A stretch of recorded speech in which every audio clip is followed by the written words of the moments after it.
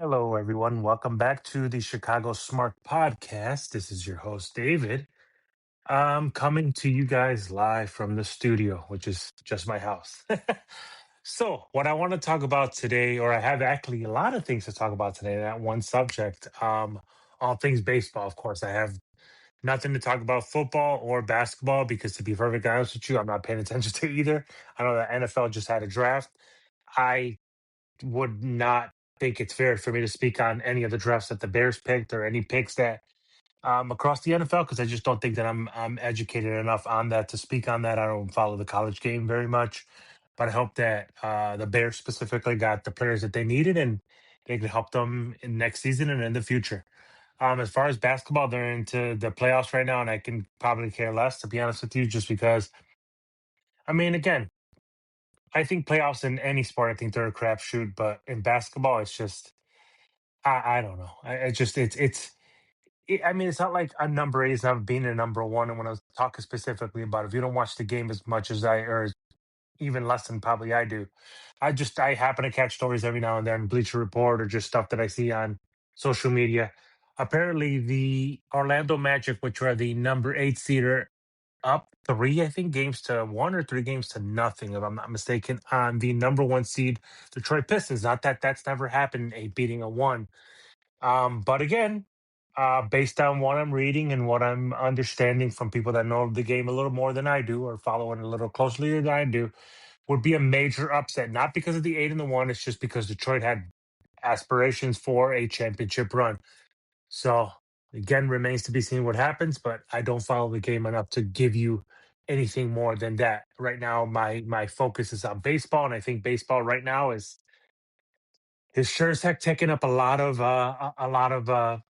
front page news, a lot of news going on over the last week and a half to today.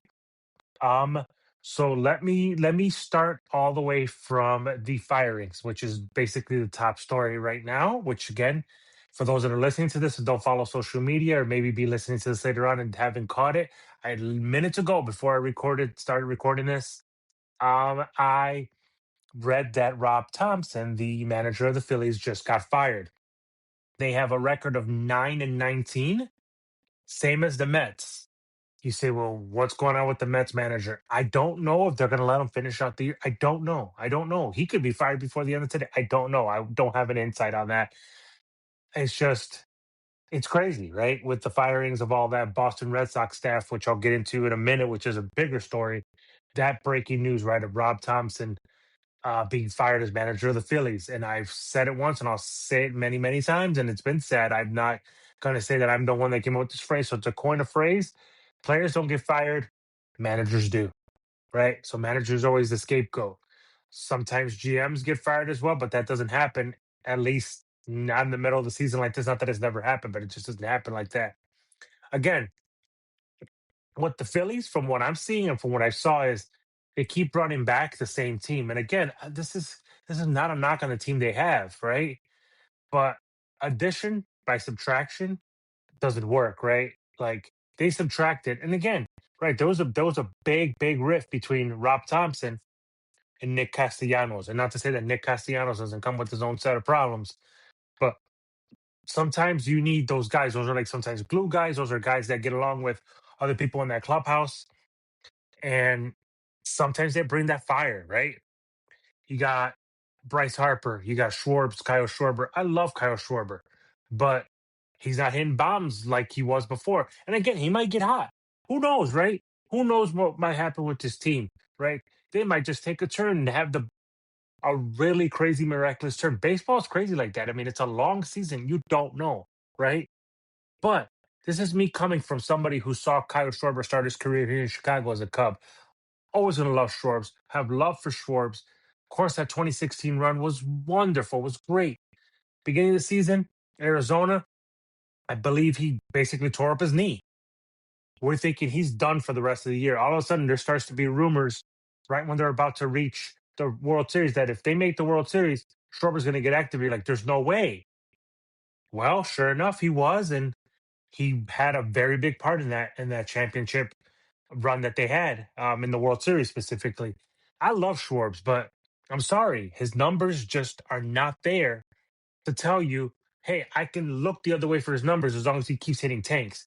The guy's hitting what, 200 maybe right now, maybe less than 200. The last couple of seasons, I mean, let me then do this on the fly, right? Let me just go ahead and do this on the fly.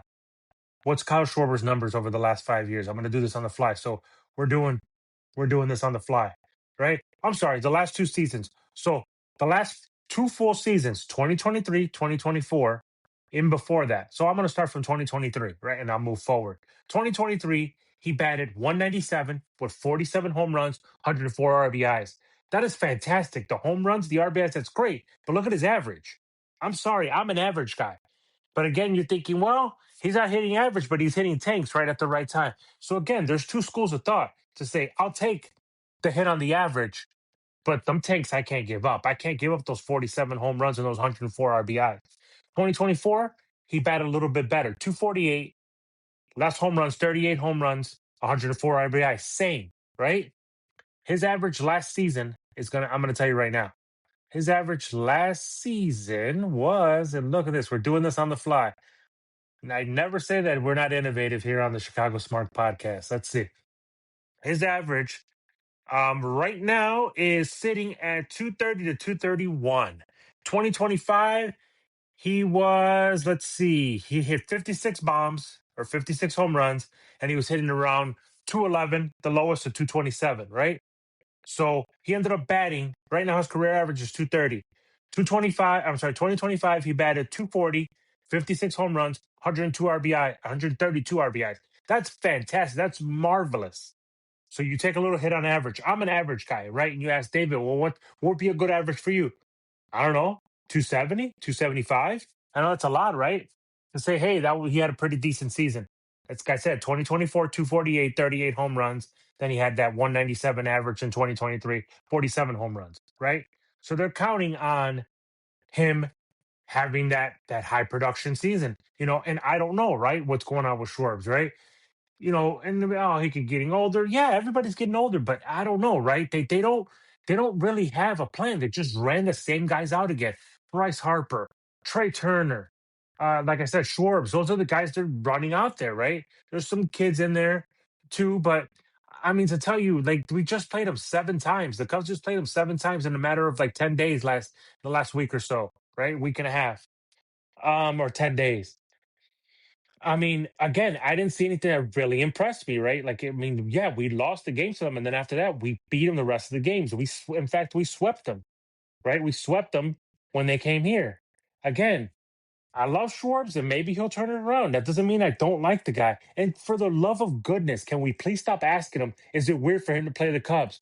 He hasn't played for the Cubs in a long, long time, and I get it. That 2016 season is being celebrated for the 10-year anniversary, and I get all that.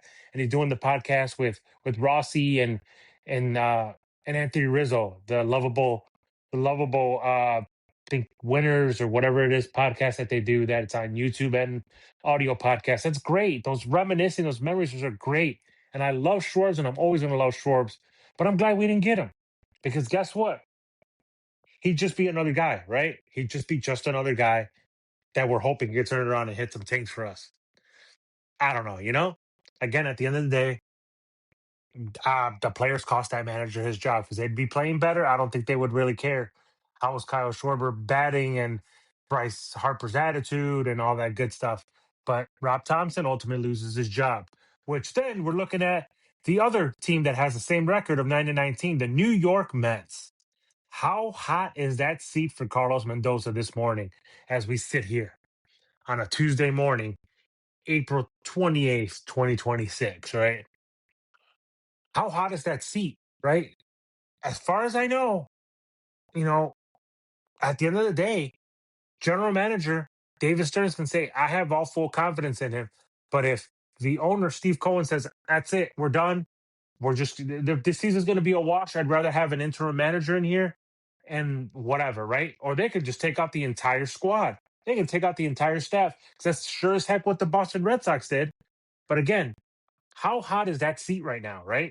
And by the way, let me reverse back. Right now, the interim manager for the Phillies is going to be Don Manning right now. So who knows? whatever happens, to the end of the season, if he turns it around or if he doesn't, right? Does he get him close to having some sort of respectable record? Do they make the playoffs? Not sure, right? Remains to be seen. Does he keep it? Or does at the end of the year, does he end up also getting let go or leaving because he says, I'd like to keep this job? Don Madeline has been a manager before. He's had some success. The success has been there. Do they want to keep him? Remains to be seen, right? But just before I get into the Mets thing, which I also wanted to mention is with these teams, I'm starting to see a lot of stories and things of people talking about articles, podcasts, whatever, right? Which of these teams are willing to part with some of their assets right now to see what they can get back if their season is a wash? We're talking about not even May yet, and there are people talking about teams inquiring about some of these players on these teams, right? The Dodgers are certainly inquiring from what I heard about Mason Miller, which is insane. I mean, the Padres are chasing him. So again, just a rumor. I have no way to verify this other than what the story this person wrote, right? Last week when Edwin Diaz went down and the Dodgers supposedly were inquiring about Mason Miller. I mean, do they go after the Phillies closer, which I know he's down right now, but once he's back healthy, do they go after him? Do other teams come after Duran? I don't know, right? Do these teams start now putting out that for sale sign and say, hey, we're not going to do anything, right? Or depending, do they put it out earlier, right? Maybe not now, but maybe, I don't know, after Memorial Day, right? Right around June. Do they start selling early, a month early before the trade deadline? We don't know, right? We just don't know, right? We just really don't know. But again, back to the Mets. Again, a lot of people say great things about Rob Thompson. From what I hear, a lot of people say lots of good things about Carlos Mendoza, right? When he used to be the bench coach with the Yankees, there's a lot of people in the Yankees that, think really highly of him. I'm not saying that the guy's a bad guy. I don't know the guy personally. I've seen him manage, like I said, games here and there, but I don't know, too much in-depth information about him. But they say he's good, right? Well, who knows, right? Maybe he'll get another opportunity somewhere else if he gets fired. Same thing with Rob Thompson. Do they sit it out? Again, I don't see them being placed in a position this season. I don't. I just don't. I really don't. I really don't see another manager stepping in. Just it'd be kind of awkward. Let's just say it that way, right? An interim manager because he's already there, right? A bench coach, a third base coach, he's already there. To bring somebody outside would be kind of weird. Why am I saying this? Well, because the Boston Red Sox on Saturday, after they won 17-2, some people say that the manager already knew, Alex Cora already knew he was going to be fired, regardless of the result of that game. They won 17-2, sometime around 4:30, maybe 5 o'clock Central time here in Chicago. I started getting word or saw a word from a friend who texted me, who told me right before the Cubs game started against the Dodgers that the Red Sox had fired Alex Cora. When I go look at the story to go ahead and share it with other people, I see that it wasn't just Alex Cora. They literally cleaned house. Everybody. I mean, they fired everybody, right? They fired everybody but the bad boy. And I was surprised they didn't tell the bad boy, the bad person, to take a hike, right? It's crazy. It's insane, right? Again, they just signed this man to a 3-year extension. Again, something where these people higher up find the scapegoat. The scapegoat always is not the player, it's always the manager. Alex Cora is going to land on his feet. Another team is going to pick him up. But this fantasy that fans are floating that they're going to get rid of Mendoza and with the New York Mets and bring in Alex Cora because, you know, they like him and there's a familiarity there. No, I don't think so. I really, that would be so awkward. I mean, super awkward, right? Very awkward. But again, stranger things have happened, right? But I just don't see it. If this happened in the offseason, maybe, right? Like if they fired him in the offseason and the Mets decided to move on, because the Cubs certainly did that, right? In the offseason. Craig Counsell became available, and now David Ross doesn't have a job anymore, right? I don't see that happening in season. I just really don't. I really don't. But I don't know. And would he be willing to? Because again, they're still going to pay him. So is he going to put that money aside, or is he set aside for 3 years? He may set aside for 3 years and collect his money, right? I don't know. And again, I don't know how that works. If he sets another job, does he not still get paid by the Red Sox? I'm not sure, right? And again, that's something maybe I should maybe do a little bit more research on, but that would be interesting. But I just don't see it, right? Maybe not this year, but it's really crazy. And I don't think I've ever remembered a time when they literally fired the entire staff in season. I think during the offseason, they've done it before where they've just got rid of everybody. A new GM comes in or something, and he wants a clean house. He wants to bring in his own guy, right? Or his own staff. I've never seen it in season, but that's baseball for you, right? And they did it pretty early on. It wasn't in the mid-season. They did it pretty early on. I think it's still early a little bit as far as firings, but again, they thought that they needed to go in a different direction. But to be honest with you, the way they did it was kind of dirty, right? This whole thing just smells. It smells dirty. Let's put aside they fired the entire staff, right? Players didn't know about it. Players found out like everybody else found out, right? Then they hold a press conference and they don't let the players ask any questions. In fact, even privately, the players were not allowed to ask questions. It was just shut up and go play baseball. That leaves a lot of players feeling a certain way about this organization, the Boston Red Sox, to say, well, if we don't have an opinion about Skip or anybody else that's going to come in here, right? You're a new skipper, a new manager, or even have questions about what happened, what made you guys make this decision. I mean, it was us, right? We weren't playing good. Again, they said that the biggest thing where they thought that he needed to go was the fact that he put Trevor Story, I think, at some point batting two. Well, he's only got to manage what he's got. So he's trying to mix it and match it and see if he can catch lightning in a bottle somewhere, right? That's what you're going to do. You're going to miss and match what you have, right? Can't make any trades right now. And you didn't give him a lot to work with, right? And he's got to do the best that he can with the staff that he has. And he's made the playoffs with less, right? Let's just say he's made it with less. They lost Alex Bregman, and I get that, right? They thought they were going to be able to keep Bregman, and there's some people that are still sore about them keeping or not keeping Alex Bregman, or even Bregman even coming in the first place because they lost Devers, right? The story of Devers being this cancer in the clubhouse and being this and being that. Again, I haven't heard anything with him in San Francisco, but maybe it's because he's only been there less than a year, right? At this point, right? From the time he was traded until now, it's been less than a year. Again, I don't know this. But again, there's a lot going on, right? A lot of this falls on, they say, is Craig Breslow, right? They, he came over from the Cubs and they thought, man, the Cubs are losing a really great guy. And I don't know. I think we kind of dodged the bullet a little bit because it seems on the decision making part, he hasn't done a really good job on the decision making part. And he's dropped the ball a little bit.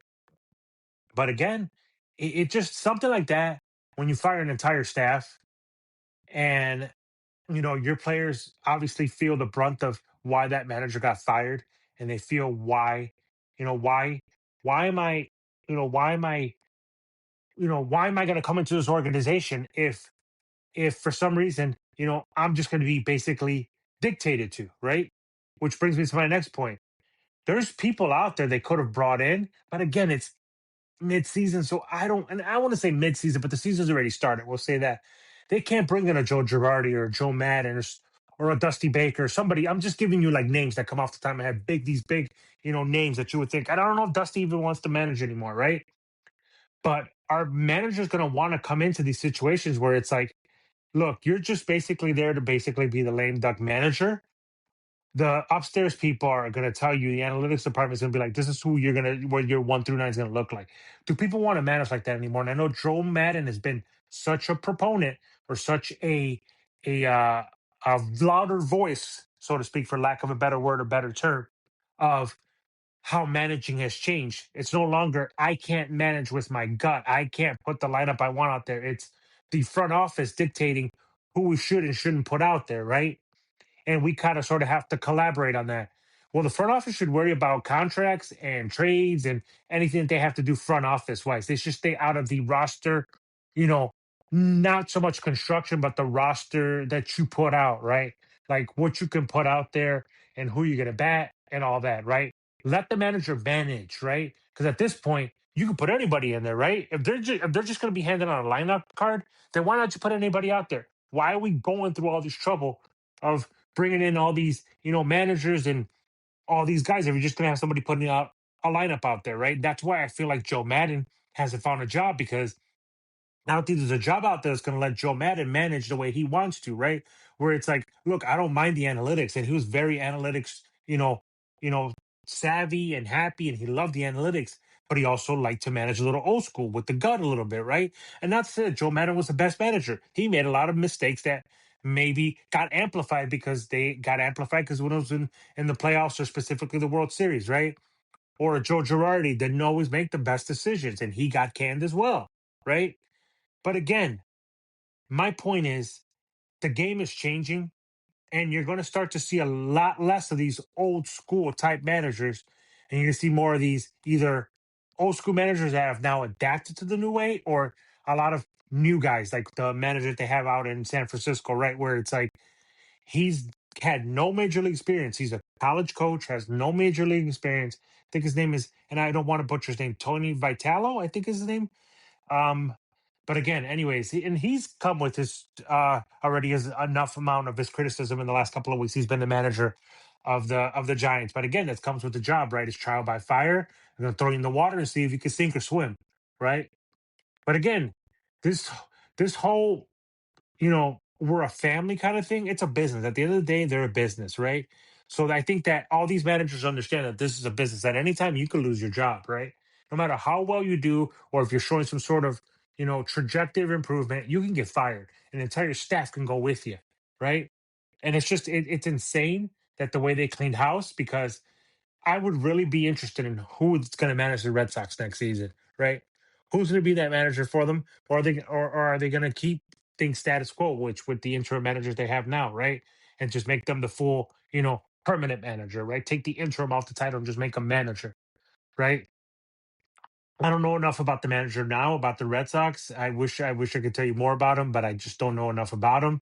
But again, the whole situation just stinks, and it's just it just it just makes for uncomfortable feelings if you're a fan of that organization, as I am. I said they're my second favorite team, but there's a lot of dysfunction there, and that dysfunction can lead to players not wanting to come there or players feeling justified why they're not there. And then people are even floating a story. Maybe that's why Bregman didn't stick around, not because he thought that Cora was going to get fired, but he saw a lot of the dysfunction, right?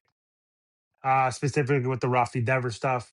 And again, at the end of the day, it's a business, right? He wanted the most bang for his buck and thought that hey, the Cubs can give me the most money and I can make the most money and support my family. And yeah, I get all that, but at the end of the day, did the Red Sox try hard enough? Did he really even consider the Red Sox? Right, that remains to be seen. Um, Again, I also want to concentrate on this particular episode about narratives, right? What are narratives? A lot of people float these narratives around, and it's almost tabloid like. I'll say that. And I'm trying to find the right words here today, but it's tabloid like, right?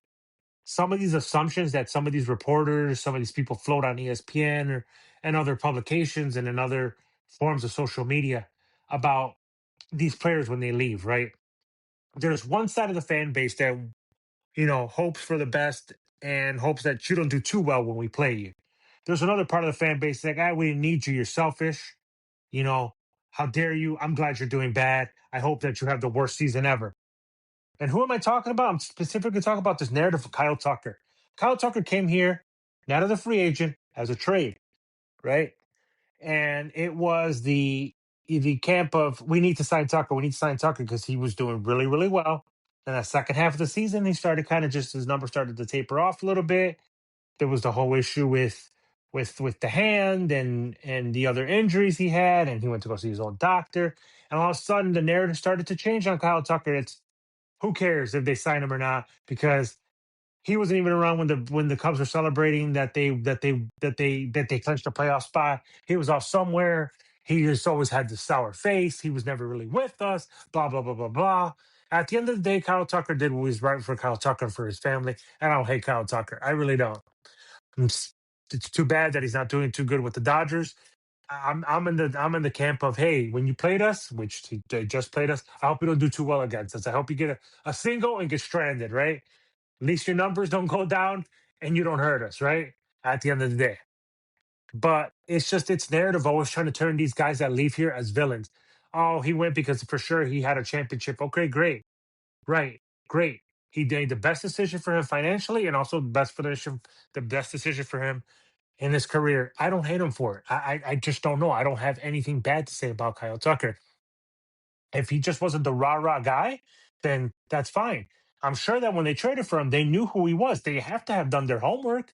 If they didn't, then shame on them who didn't do their homework. Maybe he wasn't the rah rah guy you guys were looking for, and that's fine, right? Maybe he kept to himself, or maybe he was a good teammate. Maybe he was a good teammate. As far as I know, I didn't hear him about being a bad teammate. Everybody that spoke about Kyle Tucker spoke highly about him as far as a teammate. So I don't know. But this narrative of, oh, we didn't need him, or their numbers need to be bad for us to justify the trade, and we gave him too much for him, and it's like, look, at the end of the day, the Astros are doing what the Astros are doing with what is it? Is it Cam Smith? And I want to call him Cam Smith, and I'm sure I'm probably calling him by a football player's name, and I'm so sorry. But the guy that we traded for Tucker for to the Houston Astros, and I want to look it up now on Lion on the Fly because it's gonna bother the heck out of me that I can't remember his name. That plays for the Yep, it is Cam Smith. Okay.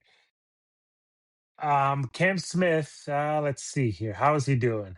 And again, I don't keep up because it's just, hey, you know what? They have to part with something, right? They have to part with something. And right now he's batting, let's see, 216, 3 home runs, 12 RBIs, 21 hits. I mean, good luck, young man. I mean, that's the 23 years old. That's the give and take you get with these guys. But all of a sudden when he was snapping off, and so was Isaac Paredes. Oh my goodness, we made the biggest mistake and blah blah blah blah. Look, at the end of the day, we got to trade something. We can't just trade him a bag of balls for a Kyle Tucker, right? And maybe that's what we should have traded after what we ended up with. Again, I don't know, right? Maybe he's still trying to work through all that injury. I mean, hand injuries are not that easy, right? Hello, you're holding your bat with your hand, now it's your feet, right? He's not batting with his feet. And I guess it's just adjustments, right? Bad mechanics that he has to readjust because when you're walking on a, say, a sprained ankle, right? You can't walk on it, right? You limp. And sometimes when that ankle sort of heals, guess what? You still kind of walk with that limp because you got used to it, right? It's almost muscle memory to be like, hey, I got to adjust it. No, I'm not walking right. I don't have to limp anymore, right? Again, I don't have this hate, and maybe that's just not how I fan.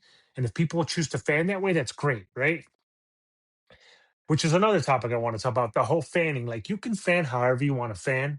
I'm the type of person that I enjoy the ride. This is a long roller coaster ride, right? We were all riding a high of that 10-game winning streak with the Cubs, regardless of people say, well, they didn't beat anybody, right? They beat the Dodgers one game and then they lost the other two games, right? They lost the series with the Dodgers, right? And in those 10 games, they didn't play anybody good. They played the Phillies and the Mets, right? They weren't that great, right? They're a team that's like right now they're slumping. Victories are victories. It doesn't matter to say there's not wins, losses, and the team was okay. No, it was wins and losses, right? That's it. At the end of the day, were they all pretty? No. But if regardless, they still had a 10-game winning streak, right? We're riding, or at least I was riding that roller coaster that high. It sucked that they lost a series to the Dodgers, of course, right? And then last night they lost to the Padres, right? Again, that bullpen's decimated and you can say what you want to say, right? Like, it's fine, and you can be right. There's no wrong answer in this. You can be angry, you can be upset, you can say, hey, we wish we had more bullpen arms, maybe we should have loaded up more, maybe Judge should have did this and that, and that's fine.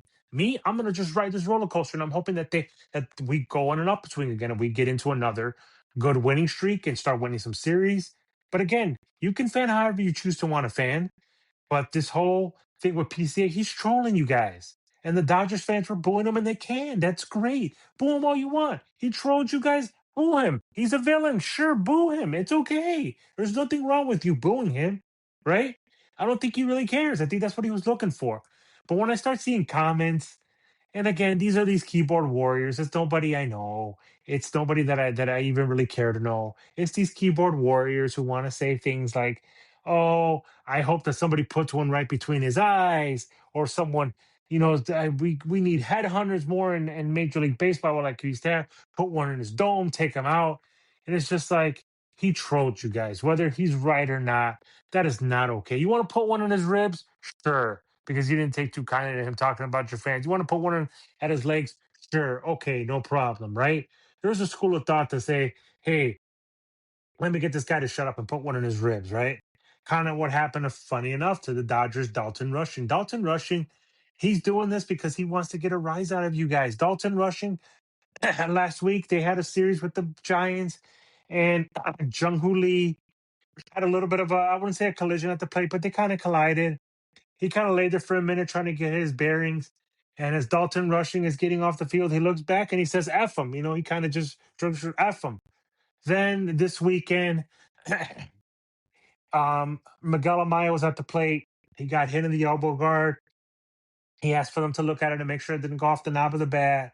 It didn't go off the knob of the bat. I don't think he really took too kindly to that happening. I guess he dropped the next ball he dropped to the next batter, and Miguel Maya was able to steal. He looked and he called Miguel Maya a fat F, or basically a fat butt, right? Fatty, right? And people don't take too kindly. It's like he's a backup catcher. And if he's going to be any good, he's going to be the next guy after Will Smith. That's great. Don't let that guy troll you, right? There's people like, oh, the Cubs should have put one in his ribs, like the Giants did. Why give him attention? Why give somebody like Dalton Rushing attention? Why give anybody attention, right? For the most part, the Dodgers don't seem to have a lot of trolls, and if they do, maybe I don't follow them enough to know. It's just a blip on the radar. But there was people that are saying, "Oh, you shouldn't have put it in his ribs. That they should have just let it go." Blah blah blah blah. Look, at the end of the day, they're just standing up for their guy, and no, he got benched the next day or think something like that.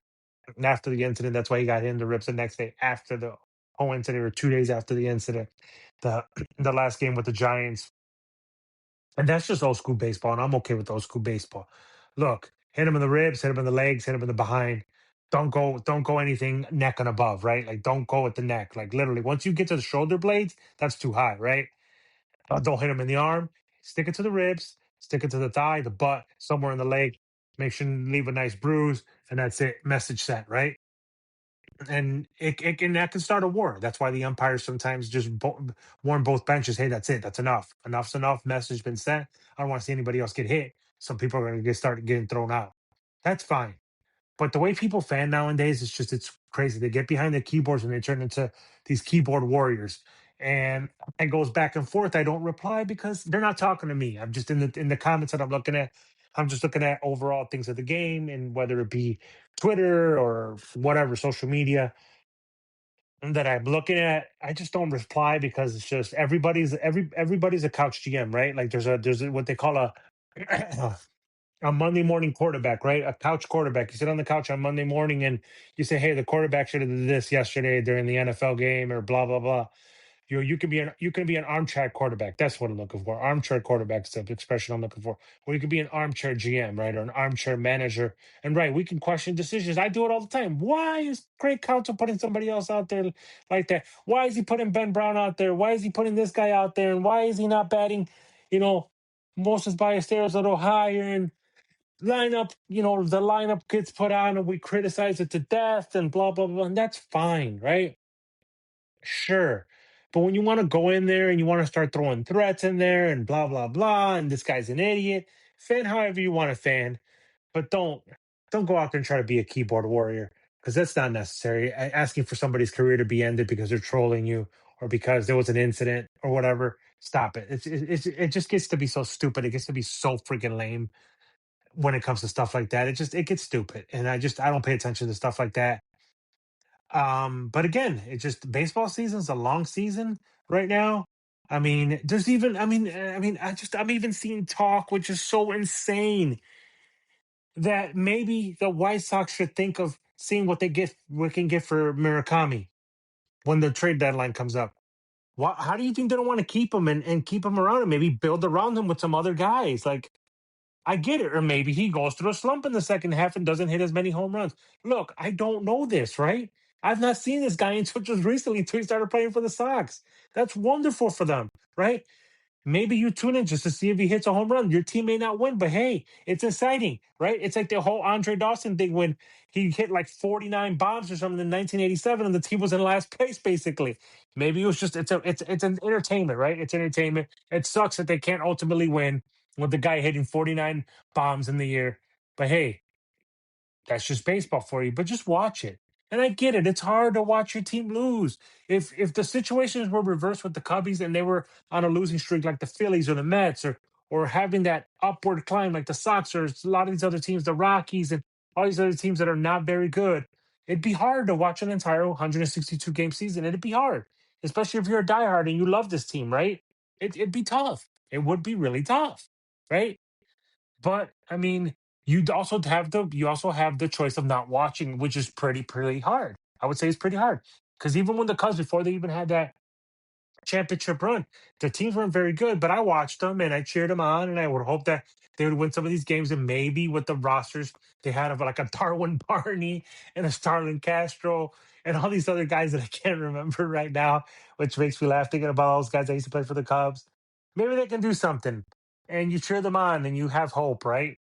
But the whole armchair GM stuff, it gets to be it gets to be a little much when people want to push their narrative all the time. And then it's funny because it happens a lot on their flagship station. And I'm not even talking about the people that call in the meatballs they say they call in. It happens with the personalities on the radio. I've talked about the guy that's on the radio, Dustin Rhodes, that works on the Mully and Hall show. The guy's very opinionated. He has his own podcast for the score with another guy named Dustin Crawley, that as I know him.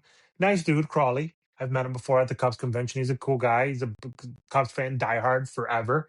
I think he's a few years older than me. But again, this guy Dustin Rhodes, he floats these theories, or he's got these things that he's gonna stand, as the kids nowadays say, 10 toes down. He's gonna just put all his the money on the house on it to say, well, that's not a quality start. What's considered a quality start? Well, a quality start. Remember, I talked about this last year.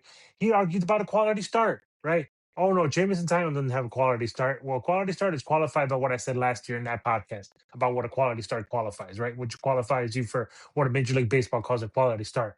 He'll sit there and he'll argue for maybe perhaps, Freddie Murakami, or he'll argue perhaps for Craig Counsell lineup construction or who he puts out there. And I do the same thing, right? But I don't write it as hard as he does and call people idiots who say, well, no, yeah, no, this is not this. I mean, if I was doing it this way, what are you going to do? Right. He wants to have sort of a bigger voice, but you don't do the research, or you don't support your ideas, or these crazy theories that you have. How are you gonna? I mean, I get it, right? If somebody says they gave up 4 runs over 7 innings, that would probably be considered a quality start. But because how those 4 runs happened, you may not like it. So you can say you didn't like it, but you can't say it wasn't a quality start, right? We have a lot of people like that do podcasts like this, right? Like me, right? My opinions are not always right. Sometimes sometimes I will write and dice an opinion that I have, and that's okay. Doesn't necessarily make it mean I'm right. That's just my opinion. But when I try to take that across, if I were to take my opinion, I'm trying to convince everybody, no, this is right because I know what I'm talking about. Everybody else doesn't know what the hell I'm talking about. Then why do you work at the score? And there's nothing more working at a radio station. That's fantastic. I'm simply saying, if you got this great mind for baseball, how come nobody's got on the phone and ask you for anything, right? Ask you for ideas, right? Hey, what do you think? How do you think we should manage this team? Your opinion is going to matter to the Cubs or any team that you follow as much as mine's. Just because you're on the radio and your voice carries a larger platform than mine doesn't mean that your opinion is right and somebody's going to listen to you.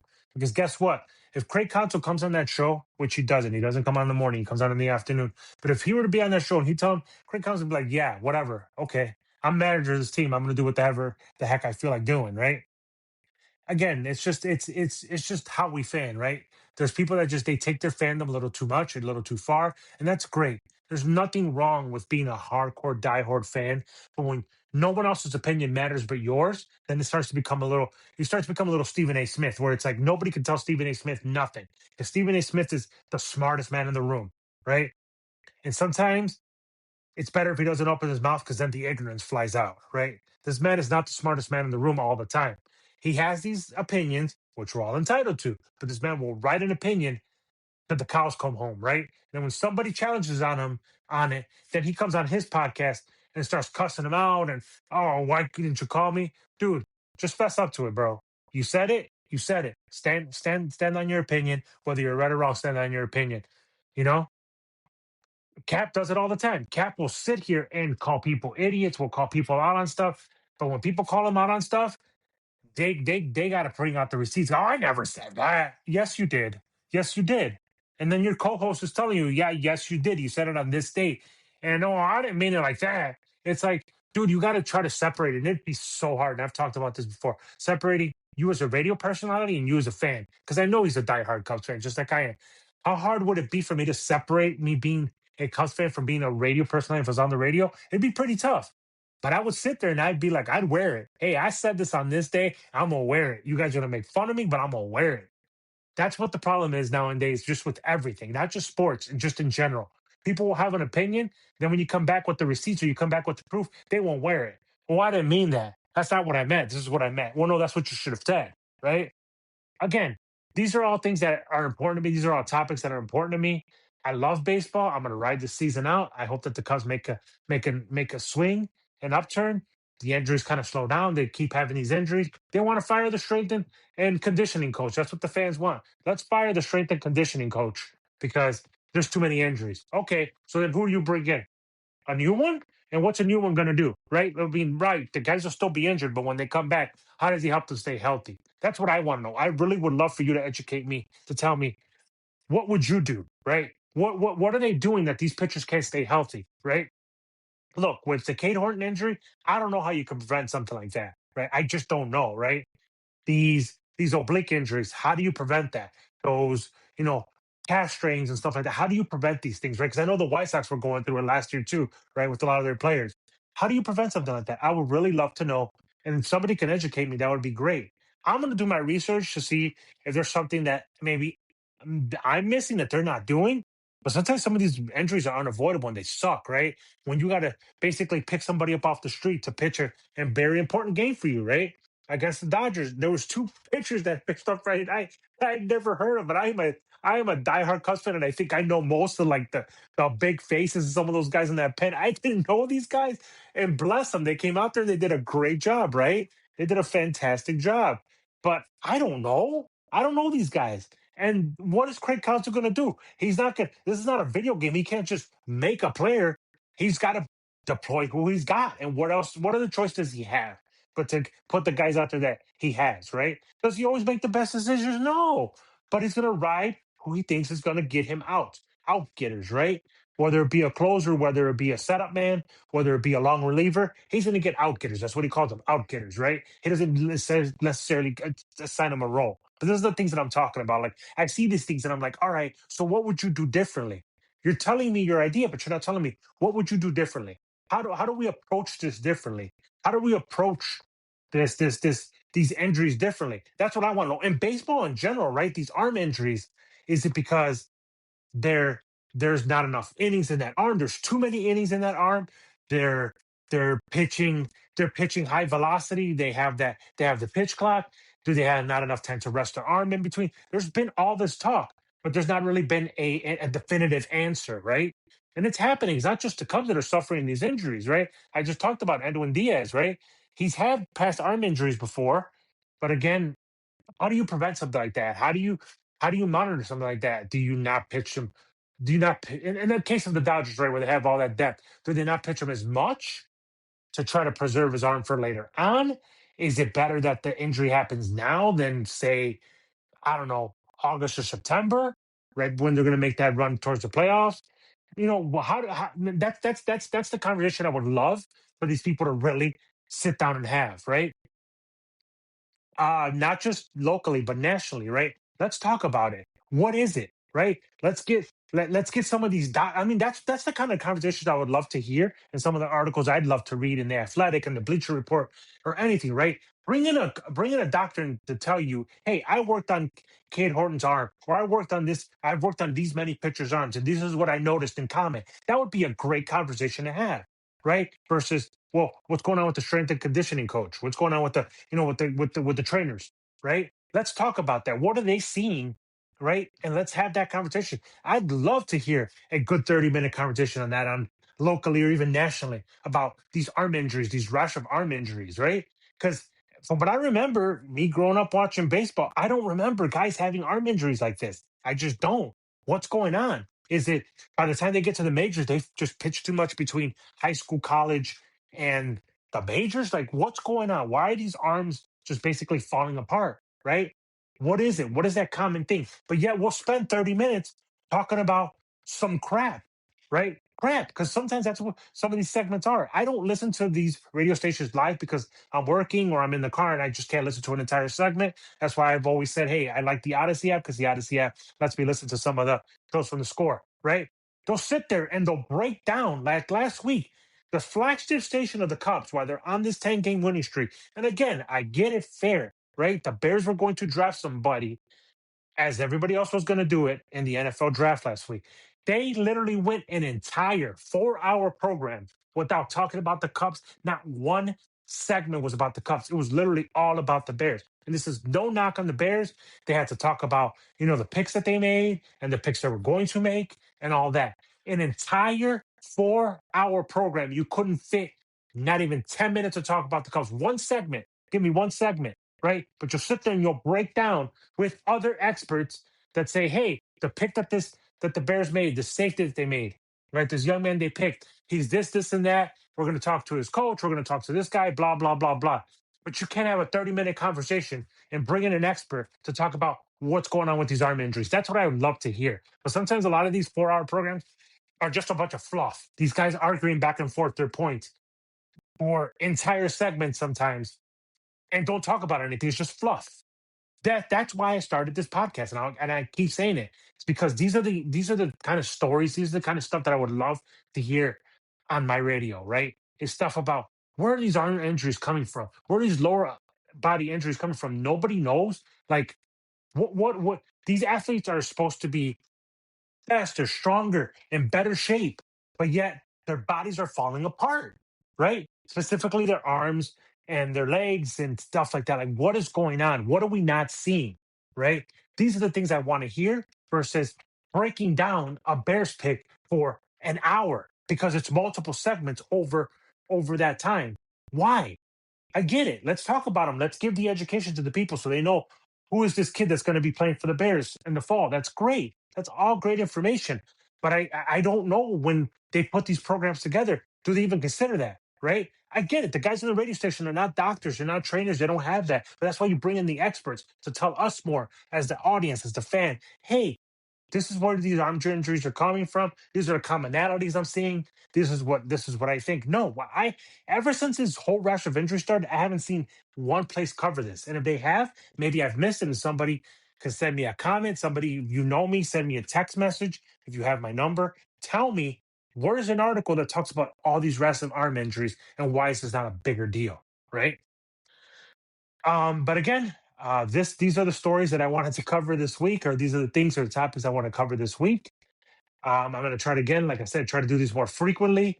I'm going to try to do something a little bit more special now with the wrestling side of my podcast for those that like listening to pro wrestling talk. If you don't worry about it. But those that have enjoyed it, I did a two-parter last week or about 10 days ago about WrestleMania and how I got into wrestling and all that. So there's that part of the portion of the podcast.